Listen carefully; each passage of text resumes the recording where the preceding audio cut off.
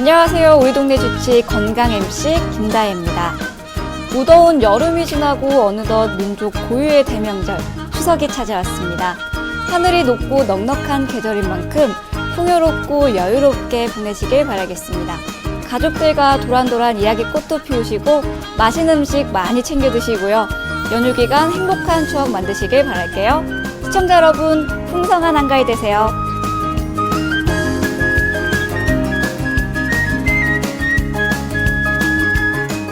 한의학은 무엇인지 경희대학교 이재동 교수님과 함께하겠습니다. 교수님 안녕하세요. 네, 안녕하세요. 예. 네, 교수님이시잖아요. 네. 네, 학생들이 예. 한의대 학생들이 이렇게 세분화되어 있는 분야들을 모두 공부하는 건가요? 아니면은 나눠서 자기가 딱 진로를 정해서 하는 건가요? 네. 지금 뭐 우리 한의과대학 6년이라는 건 알고 계시죠? 그걸 6년인가요? 간혹 그것도 모르는 분들이 네. 계시던데. 그래서 애들이 힘들다 했구나.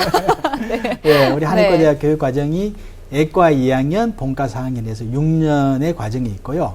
이제 우리가 애과 특히 이제 본과 또 1, 2학년 때까지는 주로 이제 뭘 배우냐 하면 한의학의 기초 이론을 배우는 겁니다. 대학에 따라 조금 커리큘럼이 차이가 있습니다. 본과 2학년 정도까지는 우리 몸의 어떤 몸을 바라보는 관점이라든지 몸을 진단하는 방법, 그리고 거기에 대한 우리 생리, 한방에 대한 생리, 병리, 뭐 이런 그런 한의학 기초 이론을 다 배우게 되고요. 또 그것뿐만이 아니라 이제 본과에 오게 되면 이 침에 대한 경락과 또 경혈에 대한 그런 개념들, 또 침치료에 대한 어떤 작용 기전, 이런 부분들이 다 배우게 되고, 또 우리 한약이 대표적인데 그 한약의 약재의 기본이 되는 본초나 또 이 약을 가지고 처방을 구성하는 방제나 이런 뭐 거의 우리 한의사가 하는 그 행위나 의료 행위를 다 사실은 거의 배운다고 보면 됩니다. 그리고 이제 본과 3학년, 4학년 올라오게 되면 이제 실질적으로 그 배운 걸 가지고 환자의 진료하는 걸 이제 실습을 하게 되는 거죠. 예. 그런 과정을 통해서 사실은 한의사로서 졸업하고 바로 나가서 의료인으로서 진료하는데 어려움이 없도록 다 교육 과정을 거치게 되고요. 그래서 아마 우리 친구분들, 우리 한의과대학 아마 있을 수도 있을 텐데 보면 굉장히 힘들어하고 교육 내용이 굉장히 방대하고 폭넓기 때문에 힘들어하고요. 그리고 또 우리 한의과대학이라고 해서 한의학만 배우는 게 아닙니다. 그게 뭔 얘기냐면 무슨 말씀이냐면 우리 한의사도 양방하고 똑같은 병명의 코드를 써요. KCD 코드라는데 이건 우리가 어떻게 보면 의료인들의 공통적인 그런 코드입니다. 그래서 그 질병에 대해서 이 질병의 원인은 어떻고 이 질병을 앓게 되면 증상은 어떻고 또 앞으로 이 병은 어떤 식으로 애후가 진행이 될 거고 또 거기에 대한 생활요법이라든지 치료는 어떻게 하고 뭐 이런 내용들을 다 배우게 되는 거예요. 또 진단은 어떻게 이런 것들을 다 배우기 때문에 사실은 한의과대학의 사실 학생들이 힘들죠. 그 다음에 이제 졸업 후에는 어떻게 되냐면 우리 모든 졸업생들이 다 그걸 하는 건 아닙니다만은 8개 전문의 과정이 있죠. 그래서 그거는 인턴 1년, 레지던트 3년이 있습니다. 그래서 4년 동안 이제 전문의 과정을 통해서 침구학 전문, 침구과 전문의, 내과 전문의, 또 소아과 전문의, 뭐 이런 부인과 전문의 이런 전문 과목으로 또 좀 더 세분화해서 진료의 어떤 그런 그 영역을 자기 전문 분야를 마련하고 그러죠. 예. 그 모든 학생들이 6년 졸업 후에 인턴과 레지던트를 모두 하는 것이 아니네요. 모두 하는 것은 아닙니다. 그러면 6년 동안의 그 공부한 걸 토대로 바로 그래서 이제 그거를 수 있나요? 그냥 6년 공부하면 무조건 주는 것이 아니고 사실은 반드시 우리 한의사가 되기 위해서는 그 의료행위를 하려면은 한의과 대학을 나와야 돼요. 이게 그러니까 한의사 의사 자격증 제가 이제 간단히 좀 말씀을 드리면 그러니까 이 의과대학의 교육 과정이 굉장히 중요합니다. 이 의사의 면허는 사람의 생명을 다루잖아요. 사람의 생명과 건강을 다루기 때문에 지식이 무조건 있다고 시험만 패스되는 것이 아니라 반드시 6년간의 그 의과대학, 한의과대학을 졸업을 해야 되고요. 또 졸업만 해서 되는 것이 아니라 정부의 국가에서 주관하는 한의사 국가고시에 반드시 합격을 해야지만이 그 의료인의 자격이 주어지는 거거든요. 예, 그래서 그런 과정을 통해서 일단 그런 자격과 과정을 거쳤으면 충분히 의료인으로서 그런 역할을 할 수가 있죠. 예. 제가 어릴 때 한약을 다녔던 그 기억이 나요. 이 한의학 하면은 한약과 침이 가장 대표적이라고 생각하는데 침마다 정해진 뭐 질환 치료가 있거나 뭐 따로 뭐 전문화된 그런 각각의 맡은 임무가 있나요? 네, 그게 이제 말씀드리면 우리가 봄을 치료할 때 어떤 질병에 대해서 이제 국소적으로 어디 아픈 부위가 쉽게 말하면 어깨가 아프다. 그러면 어깨에 우리가 인체 에너지가 스스로 치료할 수 있는 그런 에너지가 잘 가고 소통이 순환이 잘 돼서 개선되도록 해주는 게 이제 어떻게 보면 침요법인데요. 네. 뜸은 말 그대로 이제 불을 붙여서 쑥을 많이 이용하긴 한데 이제 어떤 온열자, 열 자극이에요. 그런 열을 통해서 에너지를 넣어주고 하면서 특히 우리 몸의 면역 기능을 많이 도와주는 그런 그 침과 뜸의 자극의 방법에 좀 차이가 있다고 말씀을 드릴 수가 있고요. 이제 봉독이나 뭐 이런 것들은 염증을 잡아주고 통증을 잡아주는 데 있고요. 또 매선 같은 거는 근력을 키워주는 뭐 그런 쪽에, 또 추나 같은 경우는 어떤 근육의 불균형으로 인해서 척추의 어떤 부정교합이나 이런 걸 또 바로 잡아주는 뭐 각각의 역할이 있긴 합니다만은 꼭 뭐 그런 경우는 활용하는 것이 아니고 환자에 따라서는 다양하게 또 필요에 따라서는 모든 어떤 치료 방법을 같이 활용할 수가 있어요. 네, 저는 추나요법도 했었고 네, 도치료도 해봤었는데 네, 예. 정확히 추나요법은 어떤 원리고 어떻게 진행이 되는지 좀 궁금해요. 네, 예. 추나요법은 어떤 그런 인위적인 그런 자극을 통해서 우리 경락의 어떤 자극이나 기혈 순환을 통해서 그 기능을 바로 잡아주도록 하는 거죠. 네. 어떻게 보면 뭐 전신적인 질환에도 치료에 도움을 줍니다만은 국소적으로 작용하는 측면이 굉장히 좀 많은 부분이 있다고 말씀을 드릴 수가 있고요. 그래서 전문가의 어떤 추나요법도 같이 하면서 또 전문가가 아마 생활요법 같은 경우도 체질에 따라서 네. 우리가 보면 어떤 분들은 수영을 해도 도움이 되지만 어떤 분은 수영을 하면 오히려 도움이 안 되는 경우도 많거든요. 네. 수영이 다 좋은 게 아니에요. 네. 예. 저는 알기로 사람의 체질을 4가지로 나눈다고 예. 알고 있어요. 이제 그걸 조금 말씀을 드릴까요? 얘기가 나왔으니까. 네, 궁금해요. 예, 맞습니다. 이제 우리가 한방에서는 사상 체질이라고 해서 4가지를 이제 나누기도 합니다만은 그게 이제 사실은 너무 환자들한테 과잉 전달된 부분이 있고 이제 우리가 참고를 하는 거죠. 그게 무슨 얘기냐면 우리가 사람에 따라서는 쉽게 설명을 드리면 우리 몸의 인체 오장육부라는 네. 그런 뭐 11개의 장기가 있습니다만 네. 크게 보면 우리가 일반인들도 알 수 있는 장부의 기능이 우리가 음식을 먹고 소화를 시켜서 에너지를 만드는 이 가운데 중초라고 표현하는데요. 네. 우리 몸에서 어떻게 보면 가운데 부분은 소화 기능이 있잖아요. 네. 그 다음에 이 소화된 에너지를 이 심장이나 폐를 통해서 호흡을 하고 전신으로 보내주는 순환 기능이라는 게 있죠. 네네. 예. 그 다음에 이제 우리가 비뇨생식 기능이라고 네. 뭐 소변 또 이제 내보내고 하는 그런 배설 기능도 있습니다만 네. 그거보다는 사실 우리 몸의 호르몬이라든지 생식적인 그런 부분들을 컨트롤해주는 그런 그 비뇨생식 기능이 있죠. 그렇게 3가지로 나눌 수가 있어요. 네. 그래서 그걸 보면 이제 우리가 뭐 일반적으로 소음인이라고 이제 표현하면 소화 기능이 보통 약한 사람들을 이제 소음인이라고 얘기를 하기도 합니다만은 그리고 이제 순환 기능이 약하면 뭐 태음인이라고 얘기하고 비뇨생식 기능이 약한 사람들은 이제 소양인이라고 이제 보통 표현을 합니다만은 네. 실질적으로 우리가 과거에 우리 그런 한의학이 만들어질 때 사회 환경하고 지금의 사회 환경하고는 엄청나게 달라졌어요. 그러니까 지금 우리는 식습관도 사람에 따라서는 굉장히 다양하지 않습니까? 네. 생활 패턴도 어떤 사람은 밤에 일하는 사람도 있고, 예, 뭐 굉장히 사실은 달라졌습니다. 그리고 이런 요즘 정보가 워낙 많고 자기의 어떤 부족한 부분들을 많이 알기 때문에 성격도 타고난 거하고 많이 바뀌고 있어요. 네. 교육을 통해서. 아, 내가 내성적이다. 보통 이제 소음인들이 내성적인데요. 아, 내성적이다. 이러면 본인 스스로 노력을 통해서 외향적으로 되려고 많은 노력도 하고 있고 또 예를 들어 소양인 같이 외향적으로 굉장히 급하고 이런 분들 아, 내가 성질이 너무 급해. 너무 적극적이고 너무 내가 예민해. 그래서 스스로 뭐 수양을 통해서 좀 내가 침착해지려고 이런 많은 변화들이 있잖아요. 네, 예, 맞아요. 그런 어떤 그런 그 우리 몸도 거기에 적응하면서 이제 발전이 되어 오는 거죠. 예. 네, 그러다 보니 사람에 따라서는 이런 3가지 기능들이 다 약한 사람도 있고 또 어떤 사람들은 다 건강한 사람도 있고 네. 또 어떤 사람은 말씀드린 대로 타고날 거에 따라서 또 1가지가 약한 사람도 있고 2가지가 약한 사람도 있고 이러다 보니 사실은 뭐 4상, 8상, 뭐 64상 뭐 이런 식으로 자꾸 이제 얘기가 나오거든요. 네. 나오는데 우리가 말씀드렸다시피 사상은 그런 우리 인체의 어떤 기능에 따라서 나타나는 그 사람의 성격이라든지 또 체형 네. 또 그 다음에 나타나는 질환 이런 것들을 너무 체계적으로 한의학에서 잘 정리가 된 학문이에요. 그래서 우리가 그걸 기초로 하면서 그걸 활용해서 말씀드린 대로 이제 그렇게 얘기를 하게 되는 거예요. 시청자 퀴즈 시간입니다. 오늘 퀴즈는요. 이 한의학 치료요법 중에 올해 건강보험의 혜택을 받을 수 있는 치료요법이죠. 한의사 선생님들이 손을 이용해서 치료하는 방법입니다. 이 요법은 무엇일까요? 정답을 맞춰주신 분들 추첨을 통해서 커피 상품권 보내드리겠습니다. 문자 많이 보내주세요. 예를 들어서 우리가 소화기능이 약한 사람을 한번 생각해 보자고요. 네. 소화기능이 약한 사람은 제가 말씀드렸다 소화기능이라는 건 우리가 음식을 먹고 소화를 시켜서 몸에 에너지를 만들어내는 기능인데 그게 체질적으로 약한 사람이 있어요.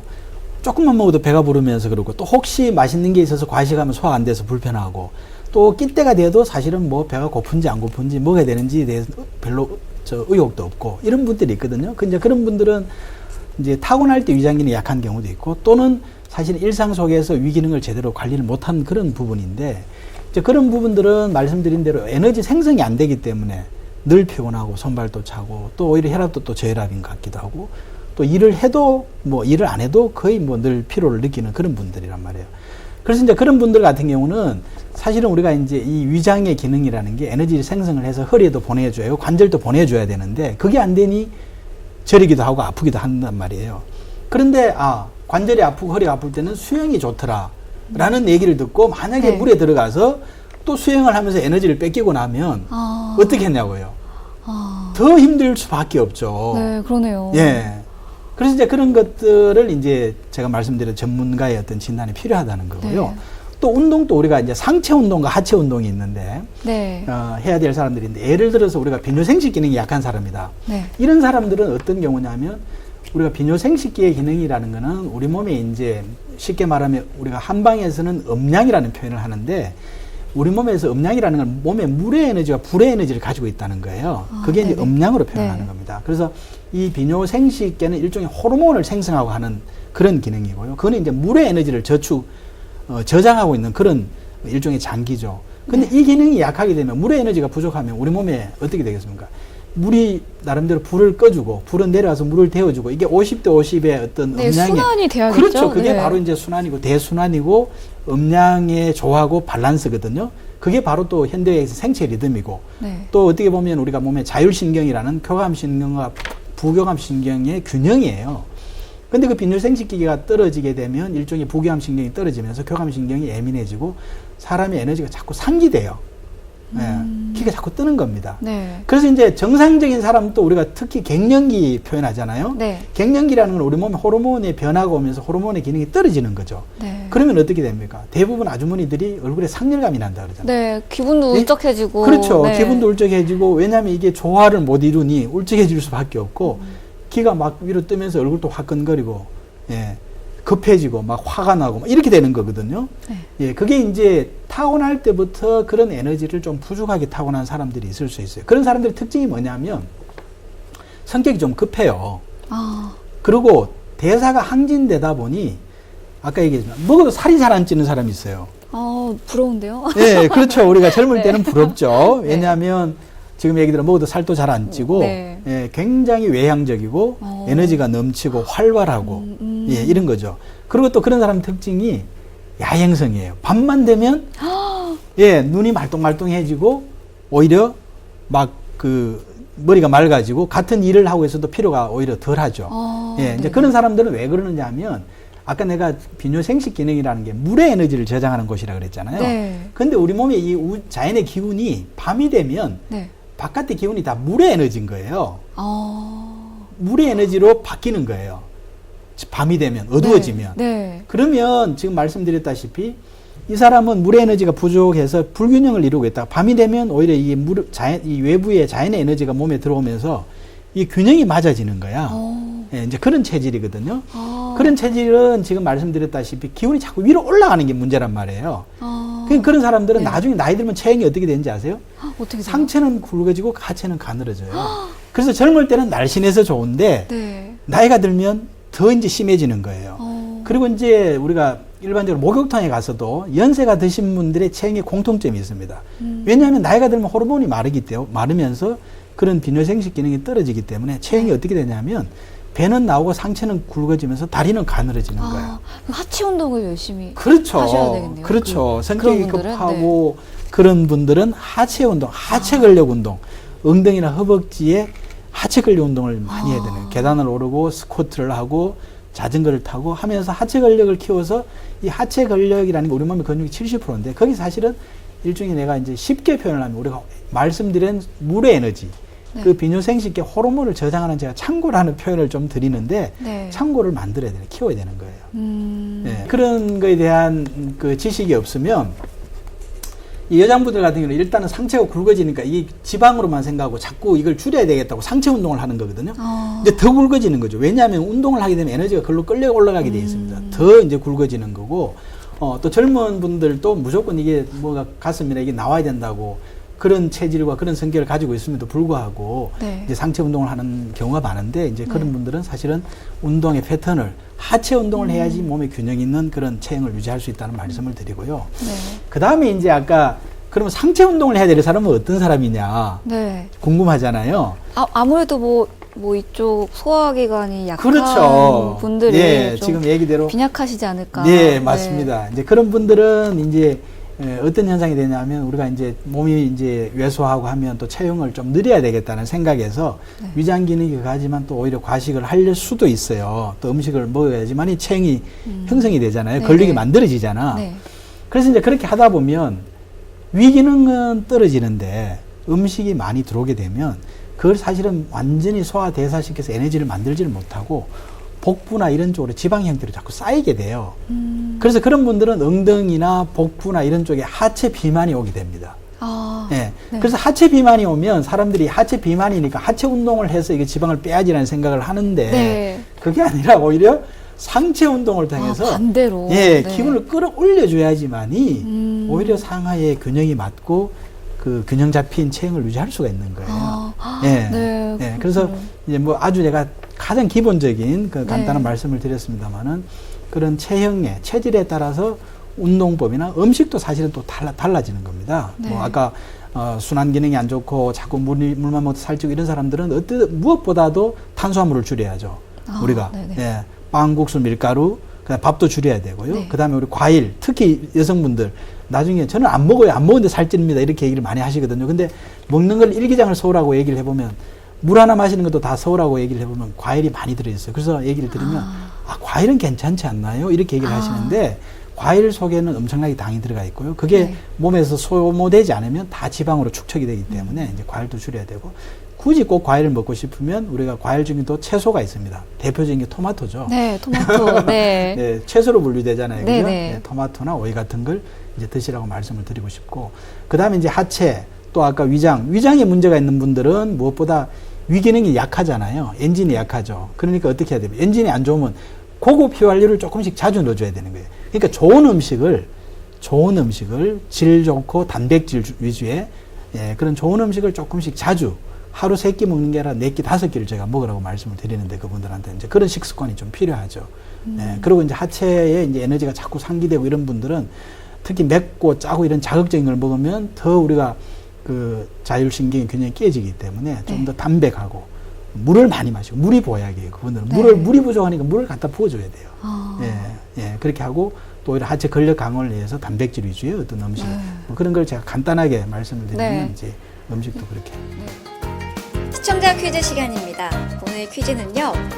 이 한의학 치료 요법 중에 올해 건강보험의 혜택을 받을 수 있는 치료 요법이죠.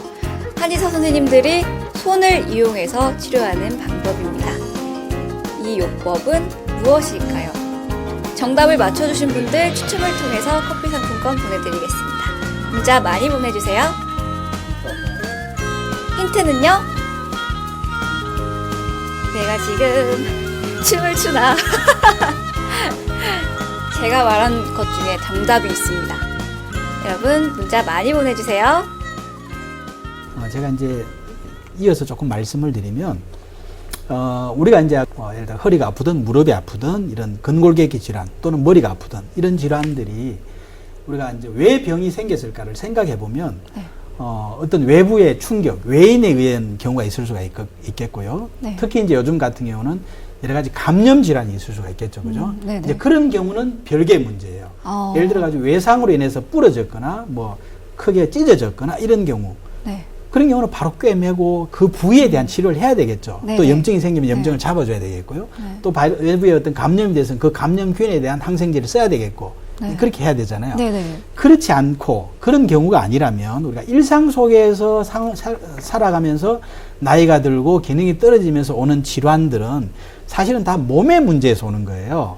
몸의 문제로서 그게 나중에 병으로 하나의 증상으로 나타나는 거죠. 네. 이제 그런 부분에 대해서 사실은 WHO 세계보건기구에서 중요한 발표를 했어요. 어떤 그 건가요? 내용이 뭐냐 하면 네. 우리 세상의 전 인구에 네. 아주 정신적으로 육체적으로 건강한 사람이 몇 프로 될 것 같아요, 우리? 제 생각에는 한 반은 건강하신 분들이고 그럴 것 같아요? 반은 조금 약하신 분들 아닐까요? 예, 맞아. 그렇게 생각하실 수 있어요. 네. 근데 사실은 건강한 것 같아도 그분들이 참고 사는 겁니다. 예, 어떻게 보면 진짜 깊이 있게 얘기를 해보면 그분들 나름대로 아마 고통과 생활의 불편함이 다 있을 거예요. 그래서 WHO에서 통계를 나온 걸 보면 정신적으로 육체적으로 건강한 사람이 몇 프로냐면 5%가 나와 있어요. 5%요? 5%밖에 안 돼요. 저는 5%입니다. 네, 5%고 네. 그다음에 이제 우리가 몸이 불편하고 나름대로 병원에 가서 질병으로 진단을 지금 현대 어떤 의료기구로서 당신은 무슨 질환입니다라고 진단된 경우죠. 예, 진단을 받아서 나름대로 질병으로 진단되면서 진료를 받고 있는 환자가 20%예요. 예. 그러면 우리가 20% 5%를 빼고 나면 75%가 남잖아요. 네. 그 75%는 뭐겠어요? 75%는 이런 겁니다. 생활에 불편함은 있어요. 네. 그렇지만 생활을 못할 정도는 아니에요. 그리고 병원에 가서 불편해서 진단을 받으러 가봤더니만 괜찮습니다. 특별한 문제가 없습니다라고 그냥 생활 속에서만 불편한 거예요. 예, 그게 이제 바로 질병으로 진단까지 진전된 질환은 아니지만 그 과정에 있는 그렇죠. 그 있는 과정에 건가요? 있는 거죠. 네. 이제 우리가 빙산의 일각이라 위에 떠 있는 빙산은 어떻게 보면 질병에 해당되는 거고요. 네. 물 속에 잠겨 있는 이 빙산 덩어리는 몸의 문제로 이제 그게 75%라는 거죠.